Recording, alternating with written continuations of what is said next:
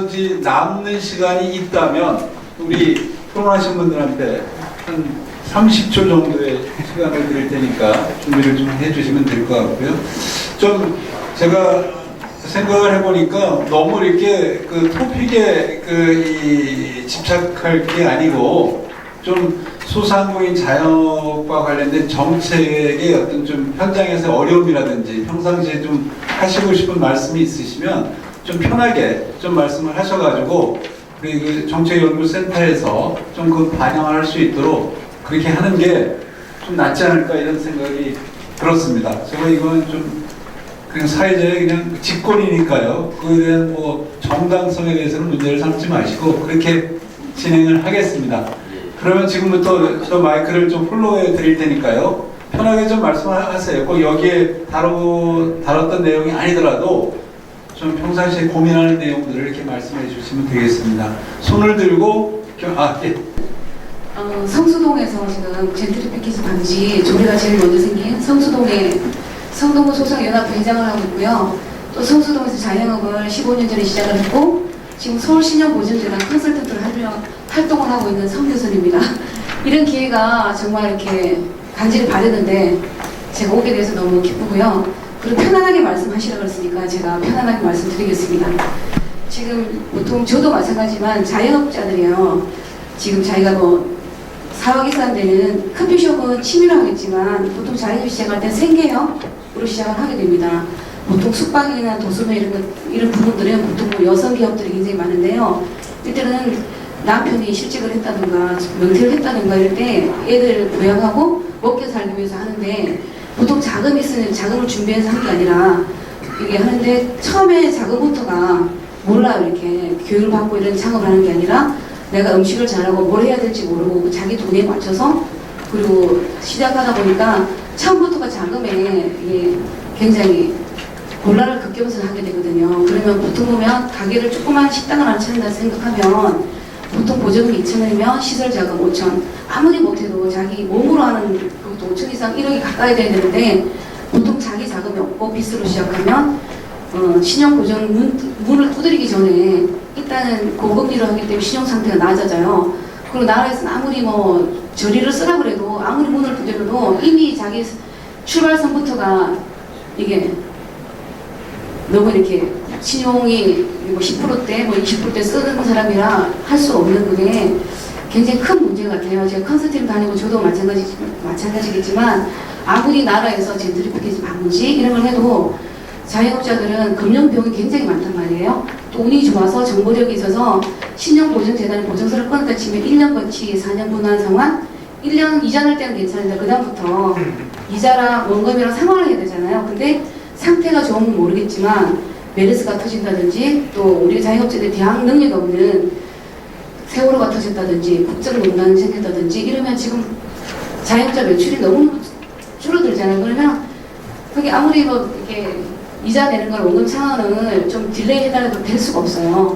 그러면 지금 현장 유지하는 것도 힘든데 애들도 키워야 되고 학비도 줘야 되고 또 고정비도 나가야 되고 또 이러다 보면 월세가 또 밀릴 수밖에 없거든요. 이렇게 매출이 지금 아나 뭐 연구원들이 오셨는데 제가 사건 분석표를 이렇게 보면 서울시 자영 골목 이제 컨설팅 하면서 계속 보잖아요.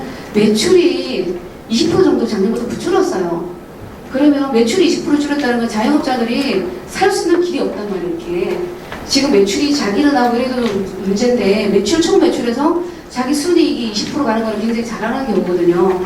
근데 매출 자체가 이렇게 떨어져 있는데 아무리 이런 뭐 젠트리피케이션 방지 뭐 이자를 갖다가 아까 내려주고 이런데도 살 수가 없거든요. 그리고 특히 더 중요한 거는 이게 생계 수단이라 애들도 문제고 보통 자영업자들이 자기 임대료가 굉장히 중요한 게요.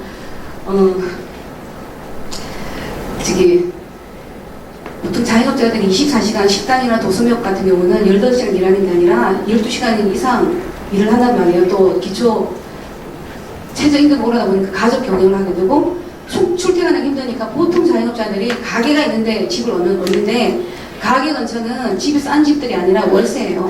가게도 월세인데 사는 집까지도 이제 옮기면 애들이 어릴 때는 학교까지 있어서 속체제는 남는 거예요. 이렇게 부모들이 12시간 죄송한데요. 편하게 말씀하시더라도 그러면 이제 핵심적인 사항입니다. 핵심적인 사항은요. 아까 이제 금융 지원하고 비금융 지원할 때가 굉장히 효과가 좋다고 그러는데 제가 말씀드리는 새로운 신용보전제도에서 굉장히 좋은 제도가 많아요. 멘토도 그러는데 창업하기 전에 이런 교육을 시키는데요. 지역에 있는 소상연합회나 이런 단체랑 자기가 식당을 하겠다 그러면 멘토를 연계해 주는 그 창업 교육을 받은 사람들한테는 이런 교육뿐만 아니라 저리로 한다던가 또 특별 작업을 준다던가 이러면 망하는 일도 없을 것 같고 그게 굉장히 필요하다고 생각 들거든요. 아까 상금보수 아까 우리 은행 그 창업 담당하신 분이 막 마이클도 하신 게 저는 실감을 해요. 상금보수가 있고 뭐가 있든 제도가 있어도 요새는 옛날에 플레이카드랑 전단지를 보냈는데 자영업자들 있잖아요. 이렇게 전산 들어가서 할 수가 없어요. 전산을 이용할 수 있는 교육을 필요하고요. 교육이 너무도 필요한 것 같고 그리고 창업하기 전에 실무 교육을 할 수 있는 그런 제도가 있었으면 좋겠다는 건의를 합니다. 이상입니다. 좋으신 말씀이었고요. 우리 또 프로에서 말씀하시죠. 예. 많은 분들께 기회를 드리기 위해서요. 조금 편하게는 말씀하실 때 좀 핵심 사항 위주로 말씀해 주시면 고맙겠습니다. 네, 아까 서울신문보증제도 강만수걸입니다. 아까 강만수 팀장님 그 발표하신 자료 보다 보니까 궁금한 사항 있어가지고 여쭤보려고 마이크를 잡았는데요. 그 강남 3구 서초 쪽이 이제 젠트리피케이션 지표가 완화되고 있다고 이제 말씀을 해주셔서 언뜻 생각할 때는 이제 공시지가가 이제 올라가니까 젠트리피케이션이 심화될 것 같은데 이제 완화되고 있다고 이제 발표해 주셔가지고 궁금해가지고 여쭤봤습니다. 그래서 만약에 강남 3구에서 젠트리피케이션이 진짜 완화되고 있다면은 그 원인을 이제 분석하는 것도 이제 의미가 있겠다 싶어서 궁금해서 여쭤봅니다. 네. 웬만하면 서울신부에서는 자체적으로 좀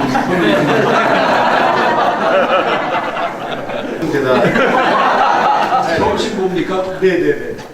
세 가지만 30초 동안만 말씀하세요. 간단하게만 말씀드리겠습니다. 그 중소기업 육성 자금 관련해서 말씀드리는데요. 이 중소기업 육성 자금이 굉장히 이제 생긴 지도 좀 오래됐고 이게 필드에 있다 보니까 좀 현실화가 안 되는 부분이 좀 몇 가지가 있어서 말씀을 드리도록 하겠습니다. 일단은 뭐 아까 그 패널 분도 말씀을 하셨지만 저금리 시대에 이 중소기업 육성 자금은 기금과 2차 보전으로 되어 있는데 2차 보전은 계속적인 소모성 예산이 들어가는 부분이고요. 근데 이 저금리를 하면서 2차 보전을 계속하게 되면 연간 한 300억에서 400억 정도의 예산이 드는 걸로 알고 있는데 이게 그 보증 비율을 높이면은 실질적으로 2차 보전하고의 같은 이 효과가 발생합니다. 보증 비율 85%하고 보증 비율 100%는 0.3의 은행에서의 감면 효과가 있기 때문에 계속 이 기금 안정을 위해서 계속적인 2차 보전이 어느 정도의 한계성이 있는지 그런 부분에 대한 좀 정책 연구가 있었으면 좋겠고요. 지원 금액 부분도 이게 이제 저희 보증 금액이 거의 보증하고 이 융자하고 거의 같은 금액으로 이제 돼가고 있는데 지원 금액 부분도 지금 현재 5억으로 상한이 되다 보니까 실질적인 소기업 이상의 중기업들은 보증이 많이 들어오지가 않고 이 중소기업 육성 자금도 이용을 많이 안 하고 있습니다. 보통 이제 유통업이나 제조업은 4회전이나 6회전으로 해서 6배수를 보시면 되는데 그러면 한 30억 업체가 저희 쪽으로 지원을 한다는 얘기인데 이거는 소기업 이하의 그 현실적으로는 소상공인들이 많이 할 수 있다는 생각이 들어서 8억 원 정도의 지원금액 상향도 한번 정책적으로 연구를 해주셨으면 좋겠고 분할상 구조도 아까도 말씀을 하셨지만 그래서 이제 실물 경제가 좀 안 좋은 관계로 1년 동안 이자 내시고 분할 상환계가 좀 어려운 부분들이 좀 많이 있습니다. 그래서 그런 부분도 조금 더 다양하고 운전자금도 이 좀 성장기에 있어서의 상환 구조보다는 이 좀 실제기에 있어서의 상환 구조도 좀 다변화할 수 있는 그런 게 있었으면 좋겠습니다. 그거에 대한 좀 정책을 연구해 주셨으면 감사하겠습니다. 이상입니다. 예, 고맙습니다. 예, 좀 비슷한 기관이라서요. 저는 소상공인 시장기능이나 서울에 근무하고 있습니다. 예, 말씀드릴까 말까 하다가 예, 소상공인에 지원하고자 하는 활성화시키려고 하는 마음이 똑같아서요. 말씀 좀 드리고 두 가지 정도만 드리고 싶은데요. 예, 저희 공간도 마찬가지고 지금 여기도 마찬가지인데 지금 매출액 있잖아요. 아까 여기 구매 상품부 시스템에 10평 기준으로 해서 4,600만 원 매출 나온다고 하시는데 실제로 이게 보면 월로 따지면 500만 원이고요. 500만 원에서 저렇게 월세 빼고 뭐 운익이면 실제로 남는 게 없는 금액이에요. 그러면 이게 지금 아까 전에 45개 생활 밀착업종인가요? 그럼 그게 개수가 몇 개인지는 모르겠지만 우리가 통상 말하는 평균이나 숫자는 중간 숫자들입니다. 그럼 실제로는 그 중간 이하로 되신 분들은 실제로 보면 업체를 운영할 이유가 없는 분들이세요. 이 말씀을 드린 이유는 뭐냐면 이 매출이라는 부분에 관해서 지금 현장에 어떤 얘기예요. 그 조금 전에 아까 컨설팅 분께서 말씀하셨는데 매출이 20% 떨어졌다라고 하면 현장에 계신 분들 느끼는데요. 제가 계시는 이렇게 지원기관 아닌 분들, 뭐 현장에 계시는 여러분들을 보면 현장감이 없습니다.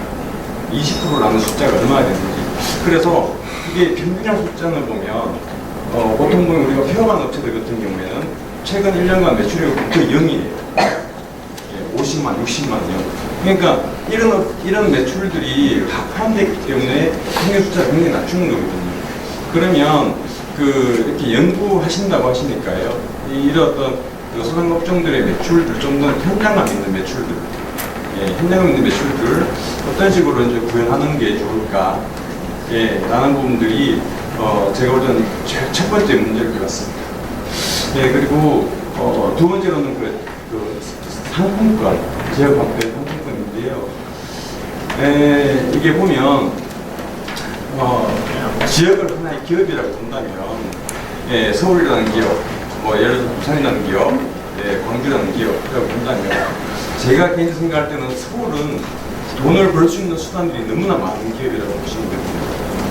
지역은 그 돈을 벌 수 있는 수단이 별로 없는 기업들이기 때문에 그 안에 있는 돈이라도 좀 지키자라는 의미가 있거든요. 그래서 이게 서울 내에서는 보면 잘 되시는 분, 못되시는 분 이렇게 차이가 있을 수는 있겠지만 그 전국 전체를 본다면, 그리고 서울에 가진 어떤 위치나 이런 어떤 의미를 본다면 서울에서 돈을 지키자 라는 부분들은 제가 볼 때는 한 번 정도 좀 더 생각해 봐야 될 부분이 아닌가 생각이 되고요. 오히려 어떤 지역 상품권보다는 우리가 말하는 이제 소득의 불평등 아니면 공대의 불평등을 이 내부에서 어떤 식으로 좀 더 원활하게 한다든지 아니면 좀 더 이제 뭐 어떻게든 이제 좀 낮은 어떤 분들을 좀 더 보완해 줄 수 있는 방법들이 제도적으로 할 수 있는 방법이 있는지를 찾아보는 게 제가 볼 때 좀 더 도움이 되는가 라는 생각을 해봤습니다. 이상입니다. 5시 반이거든요. 그러면 제가 말씀드린 5시 반에 끝나기로 했는데 이것도 또 사회자의 또 직권을 위해서 죄송합니다. 조금 더 연장을 하겠습니다. 그래서 10분 정도 연장을 해도 여기 뭐 사용료를 더 내야 된다는데 그런 거 있습니까? 괜찮겠어요? 이사장님, 이사장님. 한 10분 정도를 허락을 받았으니까요. 조금 더 이렇게 그러면 말씀하시는데 가능한 핵심적인 말씀을 강의 전에 봤더니 유튜브 동영상에 그 상권 시스템 있지 않습니까? 그래갖고 제목이 뭐라고 나왔냐면은 상권 시스템 빅데이터를 활용한 기능 고도화 올해 말까지 이렇게 돼 있더라고요. 강 팀장님 이거 시행 일자는 언제쯤 되는 거예요? 이게 지금 우리 지금 젠트리피케이션 양상까지 이렇게 돼갖고 우리가 상권 정보 시스템 들어갔을 때 이런 게 다 돼갖고 지금부터 이게 실험 가능한 거야? 다 적용된 겁니까 시스템이요? 젠트리피케이션 GQ 같은 경우는 지금 개발이 되면요, 올 12월에 완료가 되는 내년부터 서비스는 그러니까 제가 이제 이 유튜브 방송도 봤더니 올해 말까지 해갖고 바로 또 기가 막히게 오늘 또 유튜브에 나왔더라고요. 그리고 제가 아까 소상공인 방송에 나왔고요. 오늘 딱 나왔습니다. 그리고 아까 제가 이제 질문한 거에 대한 제가 아까 홍보 부분 걱정하셨다는데 홍보 어려운 거 없습니다. 지금 저같이 은행권에서 자영업지원센터, 소상공인 창업지원센터가 시중은행, 특수은행, 국민, 우리 기업 신한 하나하고 지방은행 한 3군데, 부산, 광주, 경남은 추가로 할 겁니다. 그러면 은행 몇 개 안 되거든요. 홍보물이라든지 관련 자료는 해당 은행에만 좀 보내주시면은 올해 상반기에 은행권 컨설팅 건수가 몇 건이냐면 1128건이었어요. 접점에서 제일 많이 볼 수 있고, 아까 편하게 얘기하신 컨설턴트 얘기하신 그것처럼 그렇게 어렵게 생각할 게 아니라, 또 하나 신용보증재단 그 사이트에 딱 키자마자 예비 창업자들이란 창업 교육이 무수히 많습니다.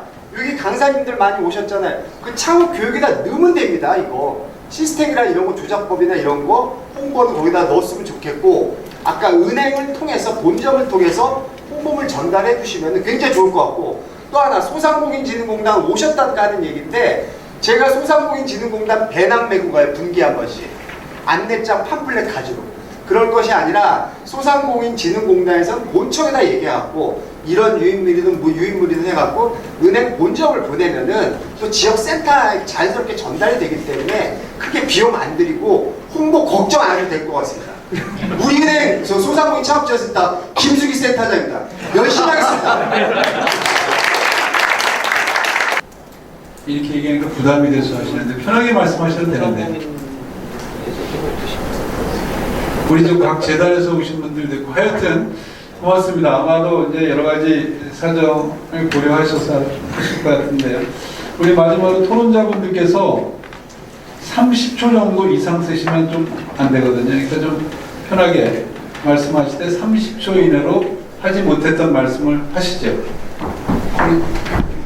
혹시 뭐 발표하시는데 정말 강조해야 되는 거 못 하신 거 있으면 30초 이내. 아니고 한 말씀 들어서 저는 아까 얘기를 전혀 못 들었었기 때문에 아무런 말씀이 없어서 다 이해를 하셨나 아니면 관심이 없나 이렇게 하다가 아까 지난번에 말씀을 하셔서 아까 말씀드린 대로 서울은 돈 버는 수당이 많습니다.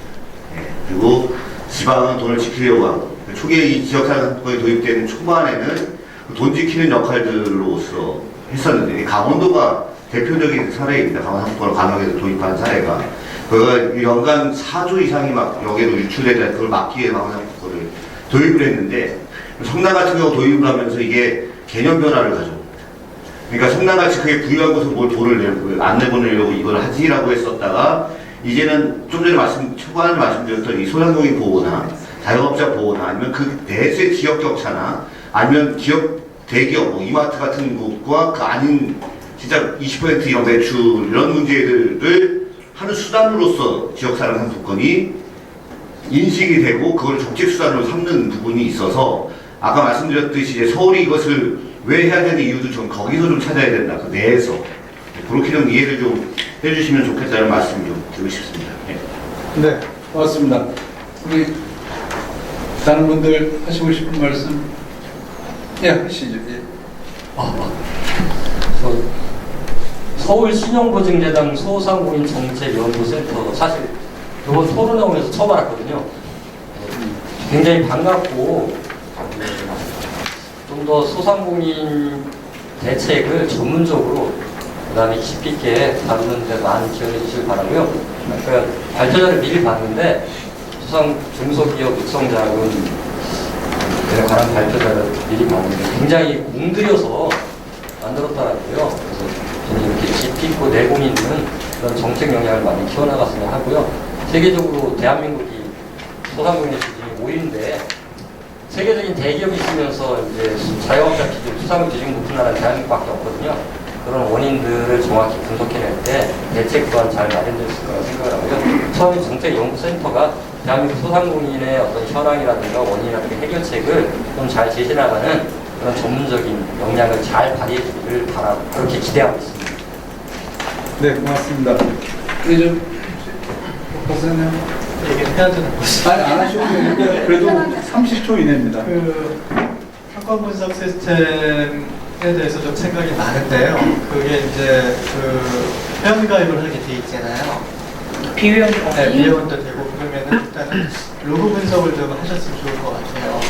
이게 지금은 이제 타겟이 어딘지 잘 모르겠어요. 그냥 일반 그 비즈니스 하는 사람이 쓰는 건지 아니면은 저같이 연구자가 쓰기에는 조금 이제 그 데이터가 부족한 그런 게 있고 정찰하는 사람이 쓰는 건지 그래서 그 로그 분석을 좀 하셔가지고 좀 어떤 사람이 쓰고 있고 그거에 따라서 수요 분석을 좀 하신다면은 조금 더 이렇게 좋은 방향으로 나갈 수 있을 것 같은 그런 생각이 듭니다. 네, 고맙습니다. 그럼 마지막으로 우리 한정관 이사장님께서 좀 고맙습니다. 마지막으로 우리 한정관 이사장님께서 좀 마지막 파이널 코멘트를 좀 해주시죠.